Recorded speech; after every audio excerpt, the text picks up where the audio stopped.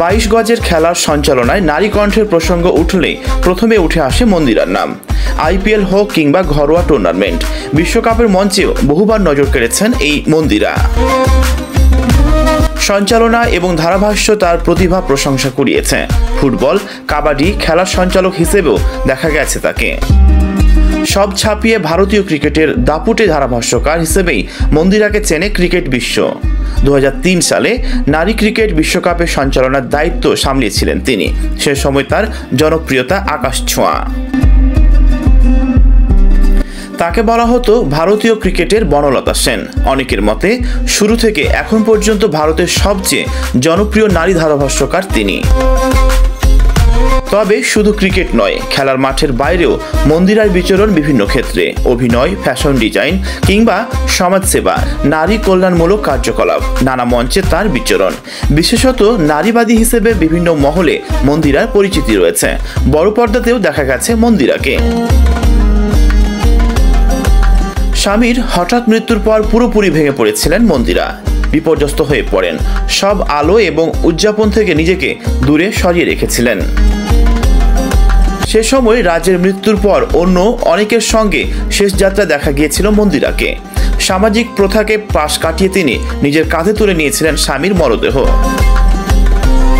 ব্যক্তিগত জীবনের টানাপোড়েনে খেলার মাঠ থেকে কিছুদিন বিরতি নিয়েছিলেন মন্দিরা। মাইক হাতে ক্রিকেটারদের সঙ্গে হাসি ঠাট্টা, খুনসুটিতে তাকে দেখা যাচ্ছিল না। এর কারণ 2021 সালের 30 জুন মন্দিরার স্বামী রাজ কৌশলের মৃত্যু। মাত্র 49 বছর বয়সে হঠাৎ হৃদরোগে আক্রান্ত হয়ে মৃত্যুবরণ করেন তার স্বামী এবং মন্দিরা তখন ভেঙে পড়েছিলেন। মাঝে মধ্যে সামাজিক যোগাযোগ মাধ্যমে প্রয়াত স্বামীকে নিয়ে পোস্ট দিতেন। রাজের মৃত্যু শোকে যে তিনি নিমজ্জিত, তার পোস্টগুলো সে কথাই মনে করাতো। পিতৃতন্ত্রের বিরুদ্ধে নারী উন্নয়নের পক্ষে বারবার সরব হয়েছেন মন্দিরা। স্তন ক্যান্সার কিংবা এইডসের বিরুদ্ধে সচেতনতামূলক কর্মসূচিতে একাধিকবার দেখা গিয়েছে তাকে। মন্দিরা নিজে দত্তক নিয়েছেন এক শিশুকন্যাকে। 1995 সালে শাহরুখ খানের দিলওয়ালে দুলহানিয়া লে জায়েঙ্গে ছবিতে একটি চরিত্রে কাজ করেছিলেন। তারপর হিন্দি ও তামিল ভাষার একাধিক ছবিতে তাকে দেখা গেছে। বড় পর্দার পাশাপাশি ছোট পর্দাতেও সমান সাবলীল মন্দিরা। কিউ কি সাস ভি কাভি বহু হি, মহাভারত এর মতো জনপ্রিয় ধারাবাহিকে কাজ করেছেন মন্দিরা।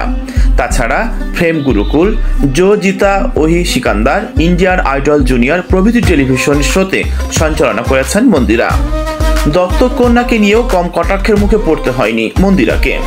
সামাজিক যোগাযোগ মাধ্যমে এমনও হয়েছে 4 বছরের সেই শিশুকে রাস্তার মেয়ে বলে কটাক্ষ করেছিলেন।